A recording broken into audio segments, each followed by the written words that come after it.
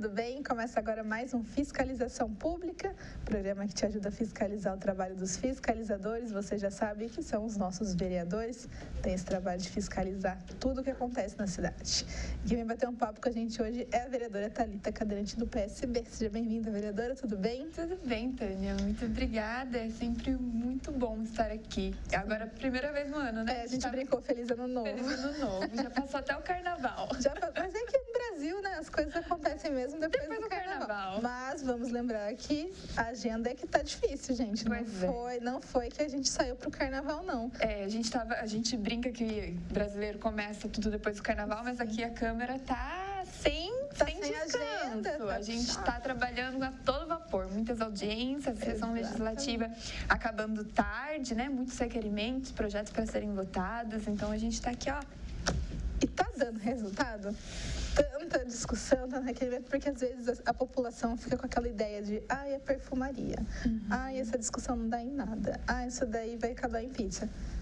Explica para a população, então, se realmente está dando em alguma coisa.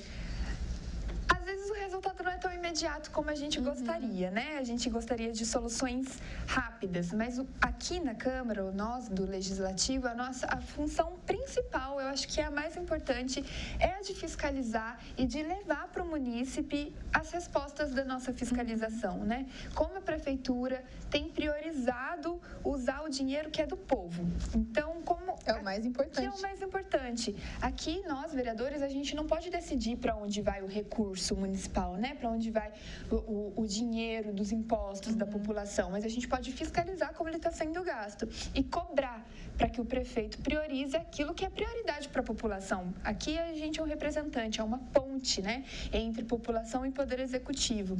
Então, os nossos resultados, eles a gente vê mais na nossa comunicação com a população, demonstrando para eles como que o dinheiro deles tem sido usado. A população está satisfeita? Infelizmente não. Existe muita decepção com a forma que o prefeito atualmente tem gerenciado a cidade, com o que tem sido prioridade. A gente recebe muitas reclamações referente à UPA, referente ao trânsito na cidade, segurança, questões estruturais, né? Muitas calçadas, muitas ruas estourando asfalto, muitas pessoas que moram na zona rural que estão tendo dificuldade com essas chuvas, que também a coleta seletiva não está chegando. Então, são problemas básicos e generalizados. São problemas realmente simples, mas que as decisões não são tomadas corretamente e vai se tornando uma bola de neve. Então, desde o mais simples ao mais básico, são tantas faltas de soluções que a população está com as unhas na cabeça. Pois é, mas a gente tem a pauta a ser seguida, então vamos entrar nela de fato. Começar com um projeto de lei complementar aqui que fala dos aposentados e pensionistas. A gente sabe que a reforma previdenciária tinha que acontecer, infelizmente, né? Existe esse rombo da Previdência, principalmente no IPMT, que é o instituto aqui do município, mas isso acabou respingando nos aposentados e pensionistas, né? Teve que aumentar a contribuição dele. A vereadora fez esse projeto aí falando que não, realmente tinha que mexer, mas talvez prejudicou demais eles, né? Tinha que mudar isso. Explica um pouco pra gente. A reforma da Previdência, ela foi uma decisão federal, né? O governo federal aprovou a reforma da Previdência, portanto, os estados, né, as assembleias legislativas dos estados também tiveram que aprovar uma reforma previdenciária para os servidores estaduais e também as câmaras municipais de todo o Brasil, de todas as cidades, também tiveram que aprovar uma reforma da Previdência para os servidores municipais. Apesar de precisar ser aprovada, ela não precisava ser seguida como foi a do governo federal. Então, nós tivemos várias audiências, nós aqui na casa, vários vereadores, comissões, se movimentaram para colocar emendas na reforma da Previdência, ouvindo a população, ouvindo os servidores, os aposentados, os professores, para que a gente pudesse penalizar o menos possível o contribuinte. E uma eu votei a reforma da Previdência, eu votei contrário à reforma da Previdência, mas um dos itens dela era que a partir da aprovação da reforma da Previdência, o aposentado que recebe mais do que 2 salários mínimos passaria a contribuir também. E não era assim. Já faz um tempo que o aposentado que contribui é aquele que recebe acima do teto do INSS, Sim. que é em torno de 7.500, né? Então, quem recebe acima do teto do INSS continua contribuindo com a Previdência. Mas a gente também... Em cima desse valor extra, Em cima desse valor extra, não em cima de todo o benefício, né? De toda a aposentadoria.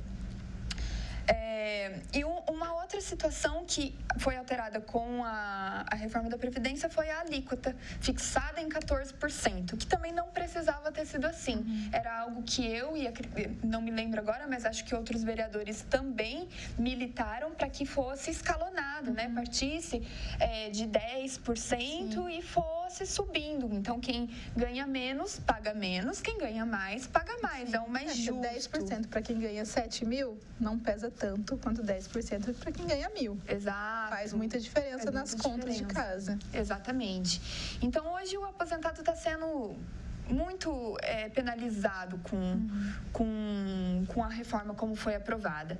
Então, eu propus, né, eu sou autora dessa emenda, que volta a ser como era antes. Agora, o aposentado só irá contribuir se ele receber acima do teto do INSS. Eu sou autora, mas eu tenho outros parceiros vereadores aí que assinaram um projeto de lei junto comigo, né? Tem mais 7 vereadores, se eu não me engano, que são vereadores que votaram também contra esse artigo, né? Sobre continuar cobrando do aposentado que recebe acima de 2 salários mínimos. E a gente viu uma brecha para fazer esse projeto aqui na Câmara Municipal, porque a Assembleia Legislativa de São Paulo fez isso para os servidores estaduais. Então, a Assembleia Legislativa de São Paulo, a Alesp, os deputados estaduais aprovaram uma lei exatamente igual a essa que a gente está propondo aqui. E o ex-governador Rodrigo, ele acatou, ele sancionou.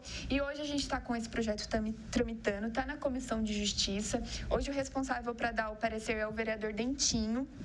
Inclusive, nós vamos conversar com ele, porque existe um apontamento de inconstitucionalidade do jurídico da nossa casa, justamente por serviço de iniciativa, porque é o Poder Executivo que decide como os recursos podem ou não ser utilizados. Mas como a Assembleia Legislativa de São Paulo fez, eu imagino que a gente possa fazer... Tem um precedente. A gente aprova aqui e a gente entra em um diálogo com o Poder Executivo, faz uma provocação para o Poder Executivo. Se o Poder Executivo vetar, pelo menos a discussão está aberta para que ele possa rever se realmente é esse o caminho. Está sendo muito difícil para o aposentado tirar 14% do seu salário, 14% da sua aposentadoria, sendo que ele contribuiu a vida toda. E hoje existem gargalos no IPMT que eu acho muito injusto cobrar do aposentado justamente por isso, porque o servidor, ele nunca deixou de contribuir. Todo mês ele pagou. Antes de receber o próprio salário, já tinha tirado a parte dele. Já tinha tirado a parte dele. Ele nunca viu esse dinheiro na carteira. Exatamente. E hoje a gente entende que aprovar essa lei na Câmara Municipal é retirar um dinheiro do IPMT. Um IPMT que também está penalizado por questões de má gestão, né? A gente sabe que foi dado um calote na antiga gestão, na gestão Ortiz, no IPMT, não foi repassado a contribuição do servidor para o IPMT. Então, hoje a gente tem um rombo no Instituto. Mas existem outras formas que a gente possa injetar dinheiro no Instituto Previdenciário Municipal sem penalizar o servidor. Uma dessas formas seria pela própria Unital, que hoje deve para o IPMT, o que ela repassa mensalmente para o IPMT, que é 1 milhão, não dá conta. Hoje a Unital paga 1 milhão para o IPMT mensalmente e o IPMT gasta 3 milhões com servidores inativos da Unital, ou seja, a Unital fica devendo 2 milhões por mês. Existem formas da Unital dialogar com o IPMT para injetar esse dinheiro, para injetar esse recurso. Uma dessas formas são as próprias propriedades da Unital, né? Hoje a gente tem aí o espaço que era do Pão de Açúcar, e que o Pão de Açúcar, o supermercado saiu, e que ali são em torno de 200 mil por mês. O aluguel. Na verdade, era 300 mil e agora eles estão oferecendo por 200 e pouco. 200 e alguma coisa. Dinheiro. E esse é um recurso que poderia ir direto para a mão do IPMT, né? E outras propriedades que poderiam ser avaliadas. A amortização da prefeitura, né? Me fugiu o nome. O aporte, os aportes. A prefeitura poderia repassar também uma maior quantidade para o IPMT. Então, existem tantas outras formas de injetar dinheiro no Instituto, mas a forma que a gente faz é penalizando o servidor. É falando a famosa frase que eu ouvi tanto nessa Câmara Municipal, que é um remédio amargo. Mas a única pessoa que está tomando esse remédio amargo é o aposentado. Exatamente. Não faz sentido isso para mim, o aposentado que nunca deixou de contribuir. Então, é um projeto de lei que vai ajudar o aposentado que nunca deixou de contribuir e que vai ser bom para a cidade também. Porque esse dinheiro na mão dessas pessoas é o dinheiro também transitando na cidade. É ele investindo no comércio local, ele pagando transporte público, imposto em dia. O imposto em dia, exatamente. Então, também é poder contribuir com a cidade. Essa situação do IPMT já é chato mudar a regra no meio do jogo, que seria de quem está trabalhando hoje. Por exemplo, eu. Mas o aposentado, o jogo dele já acabou. Então tá querendo mudar a regra depois que o jogo dele já estava encerrado. Então é uma injustiça. Não dá para fazer muito certo, não. Mas, vereadora, já que você comentou aí do prédio do Pão de Açúcar, da Praça da Eletro, como todo mundo está acostumado a chamar, a prefeitura cogitou ir para lá, né? Sim. Só que também não acertou muito bem como seria feito esse aluguel, já que o prédio é da Unital, mas indiretamente a Unital é da prefeitura. Enfim, faria uma bagunça. Meu gancho o prefeito quer sair do Palácio do Bom Conselho por N motivos, entre eles o prédio não é acessível, não tem acessibilidade, o que me lembra de um requerimento seu sobre servidores municipais com deficiência. O que ele pede? Ela pede para saber exatamente quantos servidores tem, aparentemente 76 servidores ativos. Foi a última resposta que a gente teve. Isso, e a vereadora fez aí vários questionamentos sobre esses servidores que estão tendo que usar todo esse aparato público com acessibilidade ou não. Em que situação que está, então, desses 70 e poucos funcionários? A gente tem uma audiência pública marcada para o dia 16 desse mês agora, dia 16 de março, vai ser às 2h30 da tarde, para a gente falar do empréstimo de 86 milhões que essa Câmara Municipal aprovou para o prefeito construir o Paço Municipal e fazer outras alterações viárias também, né? A construção do viaduto, a acessibilidade nas ruas, de postes, de fiação, de acessibilidade no geral, né? Uma melhoria urbana. Mas isso não está claro no projeto, tanto é que eu votei contrário a esse empréstimo, porque primeiro deveria vir a audiência. Eu propus a audiência antes da gente votar o projeto, mas a Câmara Municipal não permitiu que a gente fizesse antes.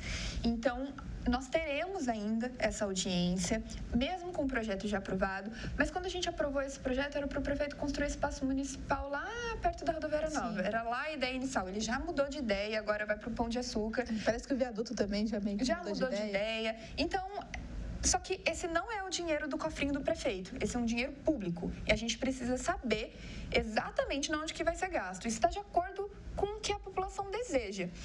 Essa audiência pública vai ser a oportunidade do prefeito estar na casa, explicar qual que é a ideia dele com esses 86 milhões de construção de passo, porque é uma boa ideia. Eu acredito que compilar Câmara Municipal, secretarias, prefeitura, pode ser melhor para o trabalho, para os poderes se comunicarem melhor e também para a própria população, mas tudo isso precisa de planejamento, porque, como eu disse, esse dinheiro não é do cofrinho do prefeito, é um recurso público.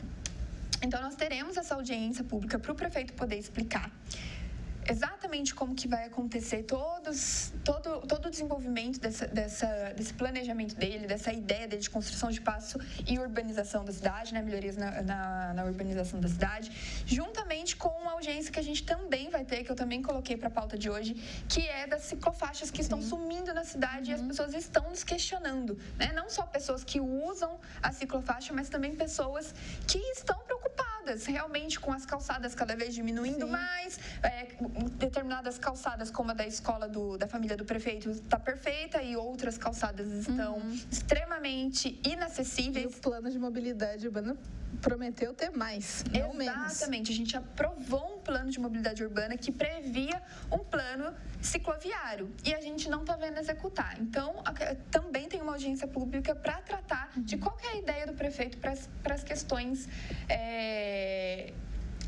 urbanas da cidade mesmo. Então, nós temos essas duas audiências que vão tratar disso e que a gente vai questionar em relação à acessibilidade também, juntamente com esse requerimento que a gente recebeu a resposta no primeiro requerimento que a gente fez dos servidores que trabalham na prefeitura e que tem alguma deficiência. O número era 76. Hoje a gente teve ingresso de novos servidores, então a gente quer saber se esse número aumentou e onde essas pessoas estão alocadas. Porque, infelizmente, a gente tem recebido denúncias de pessoas não tendo o mínimo, que é acesso a banheiro. Então, as pessoas vão trabalhar e não conseguem utilizar o banheiro. São pessoas com deficiência. Nosso requerimento é para saber como que a prefeitura tem feito essas tratativas. Isso ainda não teve resposta. A gente ainda não teve resposta desse requerimento. Nem o da ciclofaixa, ciclovias também não. O da ciclofaixa é um requerimento de audiência. Então, foi aprovado, a gente vai ter audiência. Que ainda não tem data. Vai ser em abril. Vai ser em abril. Ainda não tem a data, mas vai ser em abril. Agora, em março, é do Paço Municipal, dos 86 milhões, vai ser no dia 16, às 2h30 da tarde, e a da ciclofaixa vai ser em abril. A gente ainda não tem o dia, mas assim que eu tiver, eu vou divulgar nas minhas redes sociais. Dos 86 milhões, é fato, foi aprovado, o dinheiro vai estar aqui. Então, tem que ver como ele vai usar. Não dá para ficar mudando a regra no meio do jogo. Mudando a regra no meio do jogo. Acontece. Vamos falar, então, agora das escolas, problemas estruturais lá na escola do Dr. Avedis Vitor Narras. Péssimas condições estruturais é o termo usado no requerimento. Exato. Essa é uma realidade de grande parte das escolas daqui de Taubaté. Esse é um requerimento para elucidar. A gente visitou outras escolas, mas deixamos esse requerimento para poder falar mais sobre o Avedis, que eu acredito que seja uma das que estejam num estado mais deplorável. E é muito triste. Nós foi a pedido dos pais dos alunos para que a gente fosse até a escola. Quando chove, fica impossível de transitar. Existe uma parte do prédio que já está interditado pela Defesa Civil. Não está sendo utilizado. Então, são mais de 100 alunos que foram realocados em outra sala. Existe também um condomínio Bandeirantes, que são casas ali do bairro que estão sendo entregues pela prefeitura, né? De casas de baixa renda que estão sendo entregues. Vai ter audiência sobre isso também. Vai ter audiência sobre isso. E são famílias que estão se mudando para o bairro onde fica a escola Avedis e para onde vão as crianças. Sendo que a escola principal ali que atenderia o condomínio Bandeirantes, o residencial Bandeirantes, desculpa,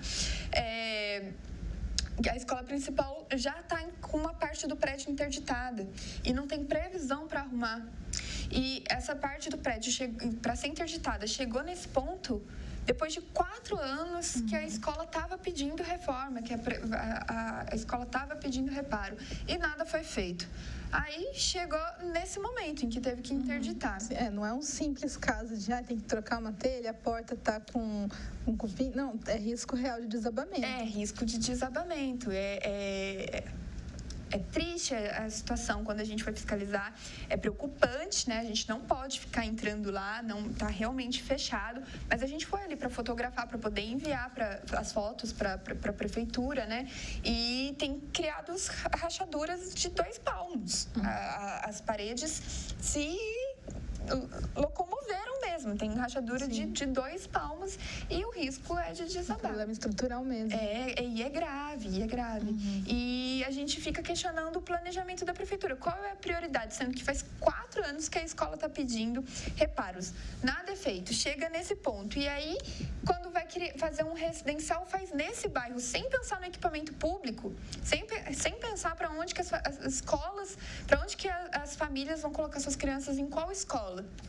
Tudo isso deixa a gente muito preocupado com a falta de planejamento, de preocupação da prefeitura. Eu gravei com o vereador Serginho, ele também falou de outras escolas metas. E a gente comentou, quando chega na audiência de metas fiscais, parece tudo ótimo, né? A gente investiu tantos milhões na educação, ai que bom, investiu bastante, mas investe em coisa errada. Eu venho questionando a Secretaria de Educação sobre as cabines sanitizadoras, que só no ano passado custou 6 milhões para a Secretaria de Educação e é uma cabine de rasgar dinheiro, não está sendo utilizada para mais nada. Muitas escolas deixam a cabine ali sem utilização, porque é para higienizar a mochila. A gente já sabe, já está comprovado que a forma de transmissão de Covid não é por contato físico, é por via respiratória. A gente já não utiliza mais as máscaras desde março do ano passado ou retrasado, e as cabines continuam nas escolas e vai ter renovação de contrato. Então, onde a prefeitura está priorizando usar o recurso dela, onde a Secretaria de Educação está decidindo investir, que não nesses absurdos, nisso que é urgente, que é questão de segurança, inclusive, para as crianças, né? Para as crianças e para os professores, por todos os profissionais de educação que ocupam ali a escola. Pois é, vamos ver a resposta desses requerimentos. Para encerrar o programa, a gente tem um update também, uma atualização para falar do Programa Municipal de Transferência de Renda Básica. A gente já falou dele aqui várias vezes, né? Que é aquele cartão Mesa Taubaté, mais fácil falar assim, né? Que as famílias receberam aquele cartãozinho para comprar os itens da cesta básica. A vereadora tinha pedido, então, para atualizar, porque o dinheiro nosso está desvalorizando cada dia mais, então um valor que era suficiente ano passado, esse ano não é mais. Qual foi essa atualização? É referente a uma emenda? É referente a uma emenda. Esse projeto, ele já existe, já está efetivo na nossa cidade, né? Quando ele veio pela primeira vez, eu tinha proposto essa emenda que eu vou falar agora, mas há um pedido do líder do governo para eu retirar, porque as emendas ainda não tinham um parecer. Sim. Ele fez esse pedido para que eu retirasse a emenda para a gente votar o projeto quanto antes, o mais rápido resolver possível. Logo, depois melhora. Depois melhora. E aí eu retirei e, no fim das contas, não foi melhorado. Foi feita uma promessa de que o prefeito faria o que eu tinha solicitado por decreto e não fez até hoje. O projeto voltou para casa no início desse ano, né? Na semana passada a gente votou ele. A gente votou algumas alterações, boas alterações que foram feitas pela Secretaria de Inclusão, de Desenvolvimento e Inclusão Social. As alterações eram que agora não precisa mais de um interstício, porque antes a pessoa que tinha esse benefício, ela precisava ficar 1 ano sem receber esse benefício para depois renovar o benefício dela. Não precisa mais a partir de agora dessas alterações que nós fizemos aqui na Câmara Municipal, que o prefeito vai sancionar. Então, não tem mais esse período de interstício. Antes, os moradores daqui de Taubaté, para participarem do programa, para fazer o cadastro, eles precisavam ter residência aqui 5 anos. Agora é a partir de 3 anos. 3 anos já morando em Taubaté já pode participar do programa, fazer o cadastro. Então foram boas melhorias. E aí foi a oportunidade também que nós votamos de colocar a nossa emenda, que foi aprovada. E a emenda, ela consiste em garantir o reajuste da inflação anualmente. Então, conforme tem o reajuste da inflação, o cartão também vai receber o reajuste e que o valor seja cumulativo. Então, se a pessoa não gasta todo o valor no supermercado no mês seguinte o valor é somado com o valor que vai receber para poder utilizar no supermercado. Exatamente, aprovadíssimo. Aprovadíssimo. Agora só do prefeito passar a caneta. Passar a caneta, então, quem sabe no próximo fiscalização a gente conta para vocês, mas ao que tudo indica ele não vai recusar, né? Espero que não, porque é algo que o prefeito já tem feito. A nossa emenda, ela regulamenta isso. Então, se um dia o prefeito decidir não fazer mais, agora ele não pode deixar de fazer. Exatamente. Mas como ele já tem feito, eu imagino que não vai ser nenhum empecilho, não, só dar uma assinadinha ali. Nos próximos dias a gente já deve chegar aí no boletim legislativo essa informação que foi aprovada, que virou lei. Isso. É isso, vereadora, obrigada pela participação. Então, no próximo programa a gente traz mais novidades para vocês de todas essas fiscalizações que Thalita tem feito. Continuem aqui com a gente, continuem se cuidando. Obrigada pela audiência, até a próxima. Tchau, tchau.